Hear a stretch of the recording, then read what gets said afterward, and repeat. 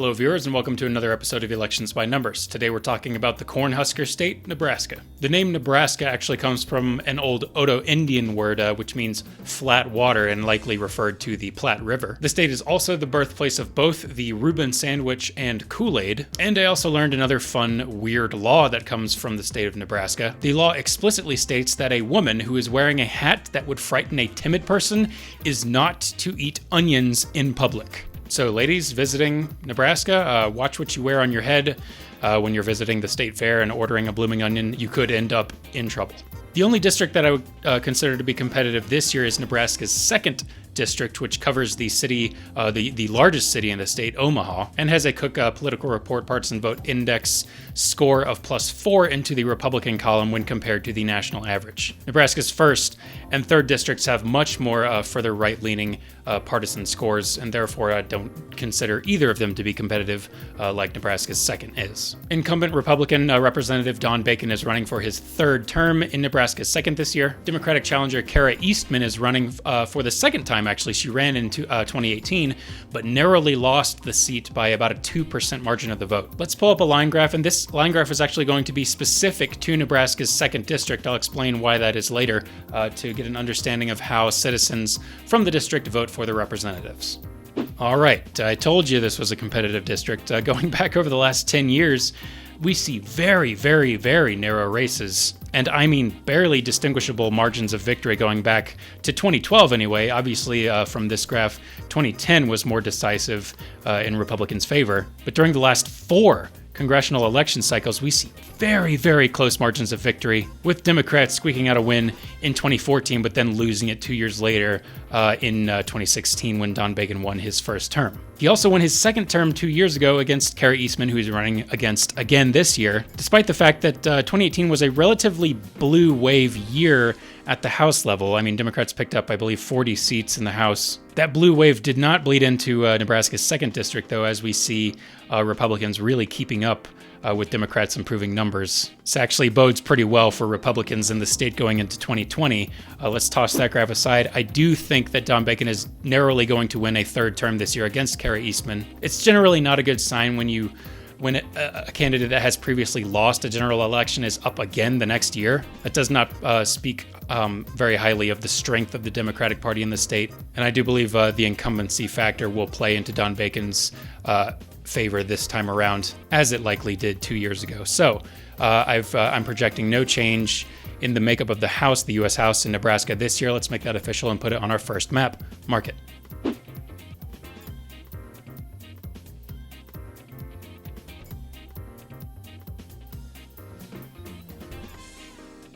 Up next, we have a Senate election in Nebraska. Incumbent Republican Senator Ben Sasse is running for his 2nd term this year against Democratic challenger Chris Janasek. Sasse was able to win his primary pretty handily this year. However, Chris Janasek won just barely over 30% of the votes in the Democratic primary in Nebraska, and the grand total of votes cast in the Democratic primary just paled in comparison to the raw turnout numbers in the Republican primary. So from that alone, we see Ben Sasse off to a pretty good start in the state. And then on top of that, about a month after the Democratic primary was over, allegations surfaced about Chris Janasek sending sexually explicit and racist text messages about a female staffer. And as a result, the Nebraska Democratic Party actually pulled their endorsement of him after he had already won the primary. So certainly not a good start for a Senate candidate hoping to win this November. To get more insight about how Nebraskans vote for senators, let's pull up some voter turnout ratios, and I'm actually going to juxtapose those with raw House turnout numbers within the state as a whole, because we did not get to that in the previous section. Let's pull those up right now. So here we're looking at some senatorial to House vote ratios that are less consistent than we've observed in other states so far in the series. And looking back to 2014, that was Ben Sasse's first run at senator. His voter turnout ratio was over 10% higher than that of his Democratic opponent, leading him to a pretty decisive victory in the state that year. Democratic opponents in those other 2 years, 2012 and 2018, enjoyed an advantage in their voter turnout ratios. But a margin like that in those figures is not enough to make up for the deficit of raw numbers of voters that turn out at the House level, which you can see from the double line graph here. Republicans just consistently turn out in greater numbers for House candidates in the state. And so as a result, voter turnout ratios would have to be much much further apart from each other across parties for that to make any kind of a difference or impact for the Democratic candidates running in the state. So let's toss those numbers and that graph aside. It's looking pretty good for Ben Sasse so far. He's running against a flawed candidate. He had great turnout ratio values 6 years ago. There's a greater Republican presence in the state as was reinforced during the primaries this year. Lastly, let's consider his approval rating. It is plus 10, which is pretty good. Not as great as it could be considering how popular Republican candidates have been in the past in the state of Nebraska. Might have something to do with the fact that Ben Sasse occasionally speaks out against President Trump, which is something that a vast majority of Republicans do not take kindly to these days. But that might bode well for Ben Sasse's chances at getting more moderate voters in the state to vote for him this November. Now that we know raw House turnout numbers, we know those voter ratios, and we know his approval rating, we can give all that information to Pollbot to calculate how this is going to go for him in November. Pollbot, let's calculate. And there's our initial result. We've projected that Ben Sasse is going to win for a second time with a 24.59% margin of the vote. I think that is the low point for Ben Sasse, honestly. I mean, Nebraska was very kind to him 6 years ago. He's now running against a candidate that not only is very flawed and does not have the support of his party in his state, but also lost his primary 2 years ago when he tried to run for the Senate in 2018. The Democratic Party of Nebraska just is having some problems of late, and I think that's going to really show in the margin of victory that Ben Sasse is going to enjoy this year, which again I would not be surprised to see higher than this. Now we have election results in for the Senate election in Nebraska. Let's make that official and put it on our senatorial map. Mark it.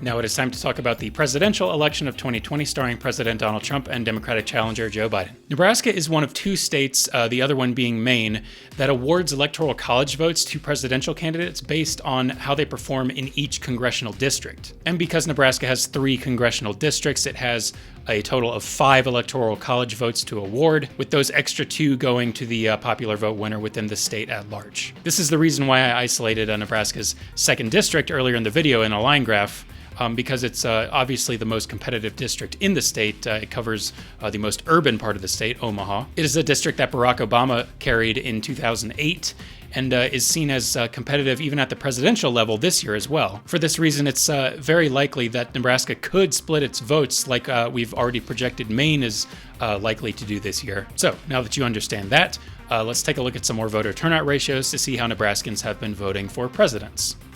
And here we are looking at some values that have some curious results to me. Democratic presidential candidates, specifically Hillary Clinton 4 years ago and Barack Obama 4 years prior to that, enjoyed voter turnout ratios that were over 100%, meaning that the number of votes they received exceeded the total amount of votes cast for every Democratic candidate running for the House in the state that year. Whereas Donald Trump 4 years ago and Mitt Romney before him received fewer than the total votes cast for all Republican House candidates running in the state that year. Of course, remember that Republicans turn out in greater numbers in the state at large anyway, so a deficit like this for Donald Trump and Mitt Romney over the last 10 years was not enough for them to lose the state. Although it did mean that 2nd district, the most centrist district in the state, was considered competitive both of those years, and I have every reason to believe that will continue into this year. I am going to be using these voter ratio figures in my calculations for Nebraska's at-large votes. I'm going to already be assuming that Nebraska's 1st and 3rd will align with that result, and I am going to be doing Nebraska's 2nd district separately because it is considered to be much more competitive, and voter ratios like these may play a tie-breaking role in that outcome. So let's toss those figures aside and lastly consider the approval rating of the incumbent, in this case President Trump, and in Nebraska at large he has a net positive approval rating of plus 12. So we are seeing here very good raw House turnout numbers for Republicans. We're seeing a positive net approval rating for a Republican president, but we are seeing a lull in those voter turnout ratios for Republicans, meaning that Republican voters are less enthusiastic to vote for their Republican presidential candidate than Democratic voters are to vote for the Democratic presidential candidate. Will that play a role in Nebraska's 2nd? Well, we're going to do two calculations here. First, we're going to do Nebraska's at-large and which will also include Nebraska's 1st and 3rd districts results by taking all those variables and giving them to Pollbot here to calculate a result. So first, let's do that, and then we'll do Nebraska's 2nd district separately to see how that could possibly go. Pollbot, first let's do Nebraska's at large. Okay, and actually a much closer result than I was initially anticipating. Trump carrying Nebraska's at-large by only 13.24% margin of the vote. Honestly, this might be a little tight. This might be a little friendly to Joe Biden.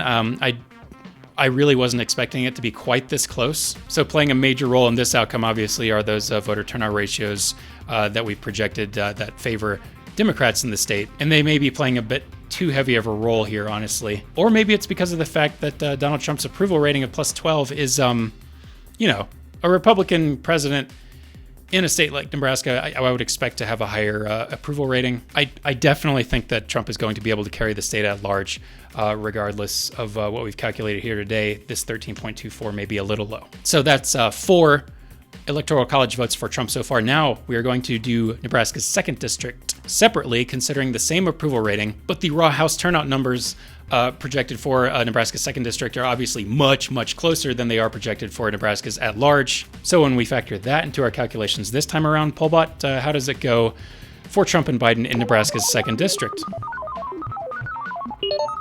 And there we have our second result. It is a very, very close outcome.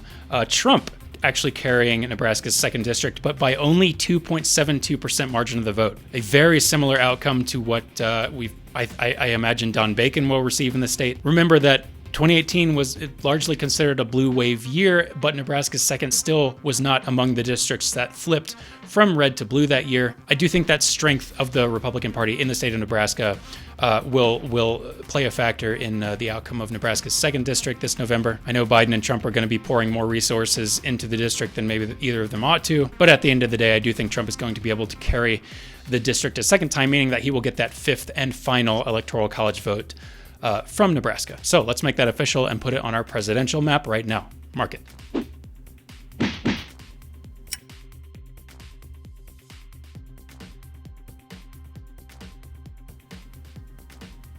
So all the election results are now in for the state of Nebraska, and it's Republican holds all around with a very, very close outcome in Nebraska's 2nd district, as expected. Let's now talk briefly about the future of the state by pulling up an old line graph and 2 new ones.